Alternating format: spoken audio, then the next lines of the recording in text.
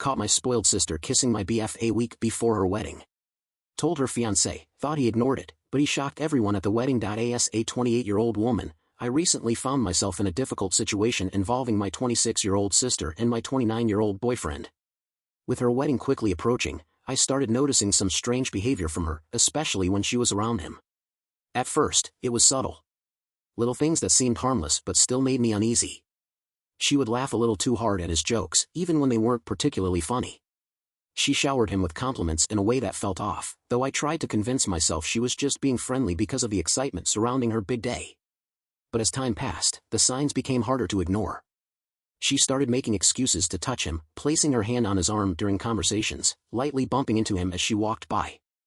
I also caught her staring at him when she thought no one was looking, her gaze lingering just a little too long.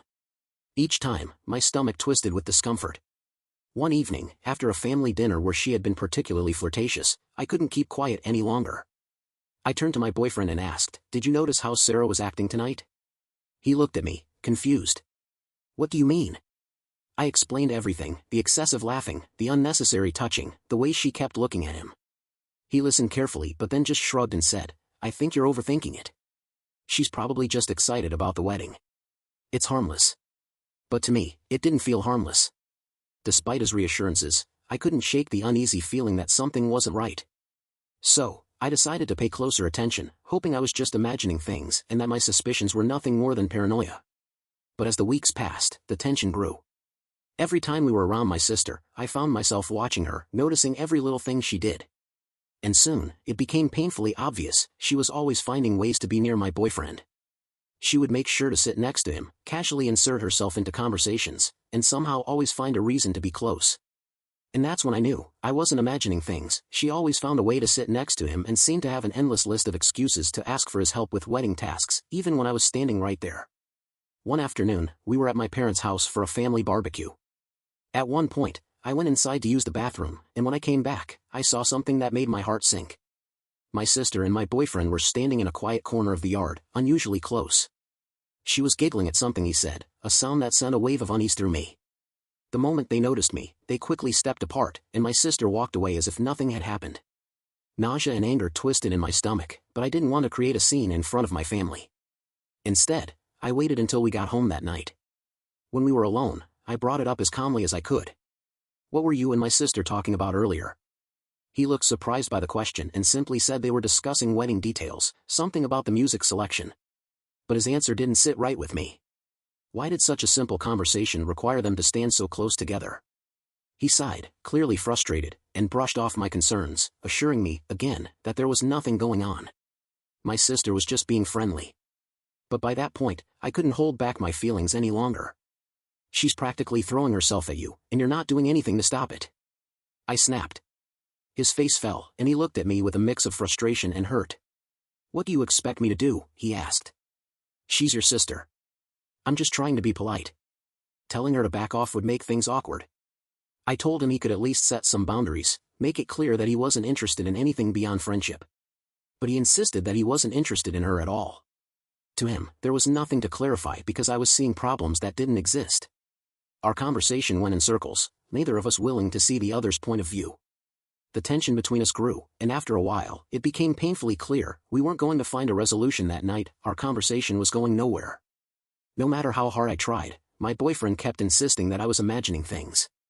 He refused to see what was so painfully obvious to me. By the time we went to bed, we were both angry and frustrated, the issue still unresolved. The next day, I realized I couldn't ignore this anymore. Avoiding the problem was only making things worse. I needed to confront my sister directly. So, I called her and asked if we could meet for coffee. She agreed right away, her voice cheerful, as if she had no idea about the tension growing between us.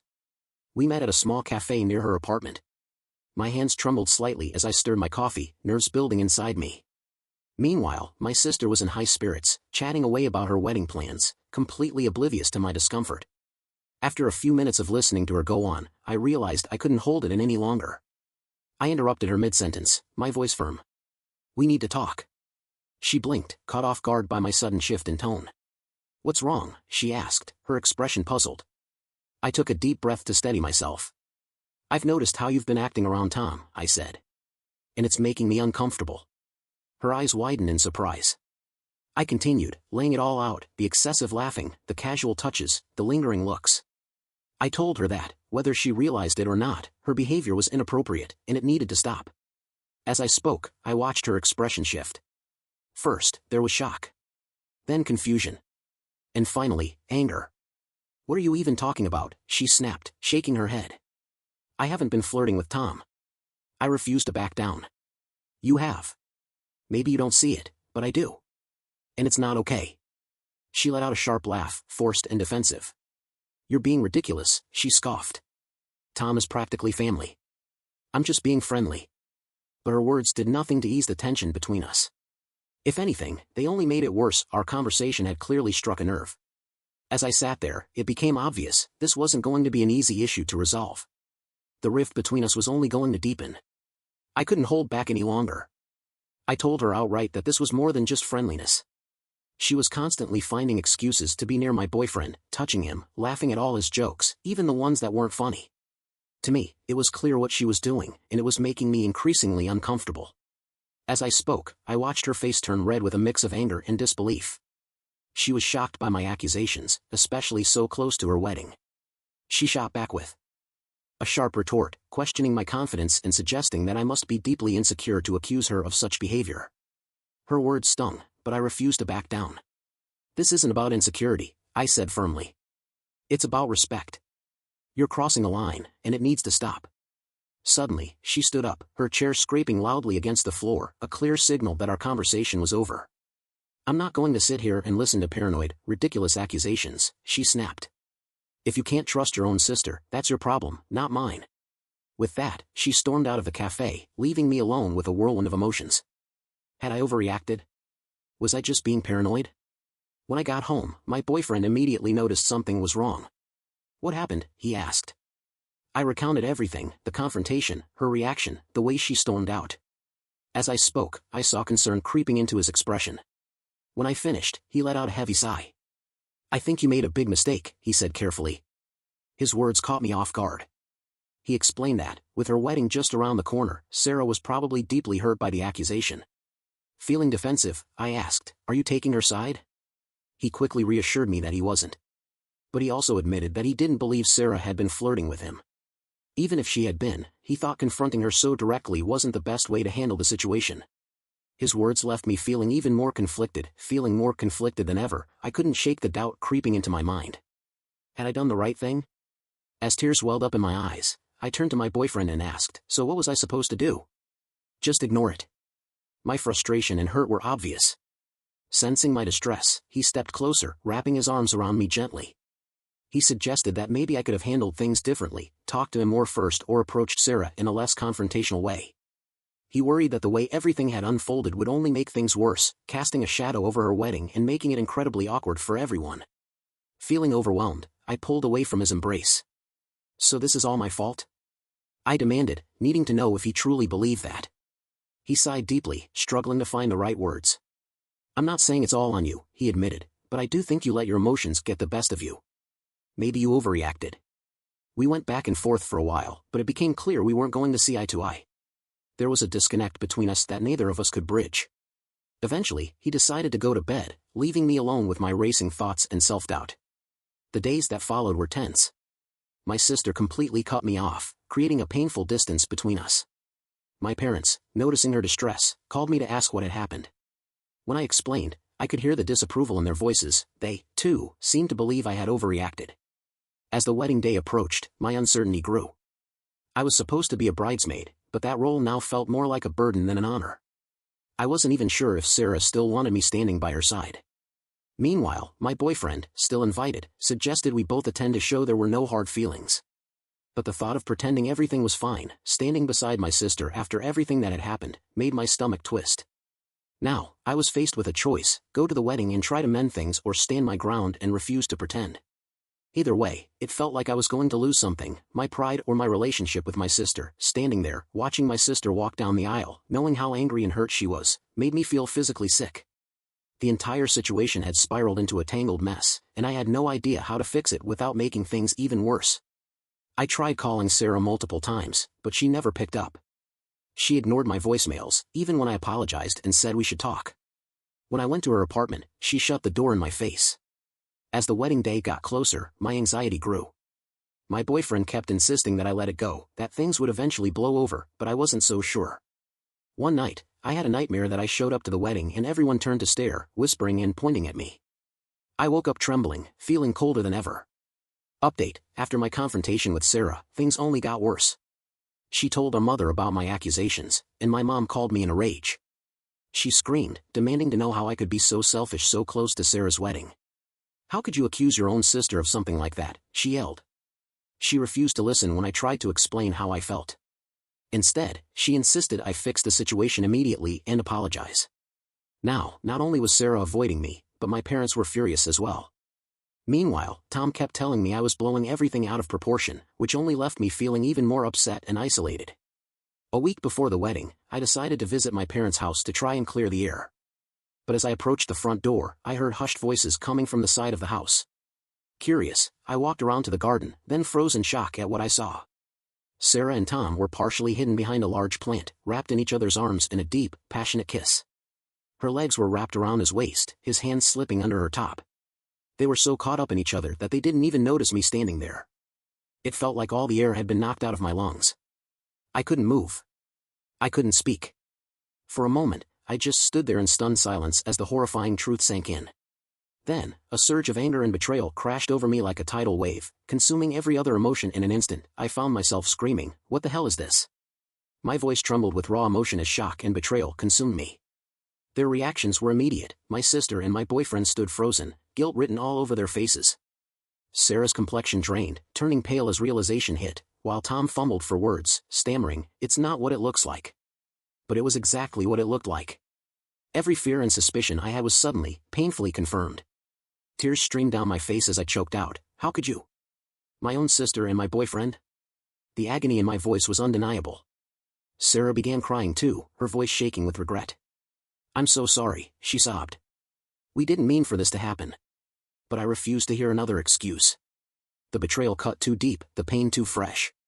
Without another word, I turned and ran, straight to my car. Their desperate shouts followed me, but I didn't stop. I couldn't. As I sped away, my phone started ringing over and over, first Tom, then Sarah, then my mom. I ignored every call, unable to face any of them. The wound was too raw. By the time I reached home, I felt completely numb. I grabbed a bag and stuffed in some essentials. I couldn't stay here, not after this. Before leaving, I sent Tom one final text, "We're done. Don't contact me again." Then, I shut off my phone, cutting off all communication. Now, I'm sitting in a hotel room in a nearby city, struggling to figure out what comes next. The wedding is only days away, but I know I can't go. My relationship is over, and whatever bond one once had with my sister may be permanently broken. Everyone made me feel crazy for suspecting something was wrong. But in the end, I was right all along. The weight of that truth is almost unbearable, and I can't stop asking myself, how do I ever trust anyone again? So, Reddit, any advice on how to move forward? After the devastating shock of catching my sister, Sarah, with my now ex-boyfriend, Tom, I spent days in a haze, struggling to process everything. My phone never stopped buzzing with calls and messages from them, as well as from my parents. But I couldn't bring myself to respond. I was too overwhelmed, too hurt. Eventually, I realized there was one person who deserved to know the truth, Mark, Sarah's fiancé. With a heavy heart, I made the difficult decision to call him. When Mark answered, his voice was filled with confusion. He asked what was going on, mentioning that Sarah had been distraught, claiming I had vanished and refused to speak to anyone. Taking a deep breath, I started to explain. I told him everything, how I had suspected something was off, how everyone, including Tom and Sarah, had dismissed my concerns, and finally, how I had caught them together in my parents' garden. Mark remained silent throughout, only letting out occasional sounds to show he was still listening. When I finally finished, there was a long, heavy pause on the other end. Then, in a calm, measured tone, he simply thanked me for telling him and said he needed time to process everything. And with that, he ended the call. I sat there staring at my phone, wondering what Mark would do now that he knew the truth. As the wedding day neared, I heard nothing from him or from the rest of my family. Sarah had stopped trying to reach me, and I started to suspect that she had somehow convinced Mark to forgive her. The thought of her walking down the aisle, untouched by the consequences of her actions, while my life lay in ruins, made me feel sick. I knew I couldn't go. Watching her get her fairy tale wedding after what she'd done was unbearable. Instead, I decided to spend that day alone, focusing on how to rebuild my life after such a profound betrayal. Then, on the evening of the wedding, I received an unexpected call. The excitement and urgency in my cousin Emma's hushed voice were unmistakable as she exclaimed, "Oh my God, you won't believe what just happened." Confused and intrigued, I asked her what she meant. Without hesitation, Emma launched into her story, detailing the shocking events that had just unfolded. She explained that everything had seemed normal at first. Sarah looked breathtaking in her wedding dress, and Mark stood at the altar, waiting for the ceremony to begin. But when the moment came for the vows, Mark suddenly stepped forward, announcing that he had something to say. My heart pounded as Emma described the scene. In front of everyone, Mark declared that he couldn't go through with the wedding. He told the guests he refused to marry someone who had betrayed her own sister and destroyed her life by getting involved with her boyfriend. Emma continued, recounting how Sarah's face turned deathly pale as Mark spoke. Then, to everyone's astonishment, he turned to my parents and apologized, saying they deserved to know the real reason I had distanced myself from the family. According to Emma, Sarah broke down in tears, my parents were left stunned, and the guests murmured among themselves, trying to process what they had just witnessed. Then, without another word, Mark walked out of the church, leaving Sarah sobbing at the altar. "It was like something out of a movie," Emma said, still in disbelief. "Everyone's in shock. Your parents are demanding answers from Sarah, but she's an emotional wreck." I sat there, absorbing everything she had just told me, feeling a whirlwind of emotions.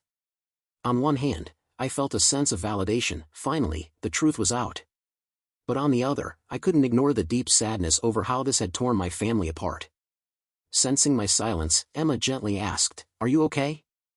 "I'm not sure," I admitted. "I never wanted it to end like this."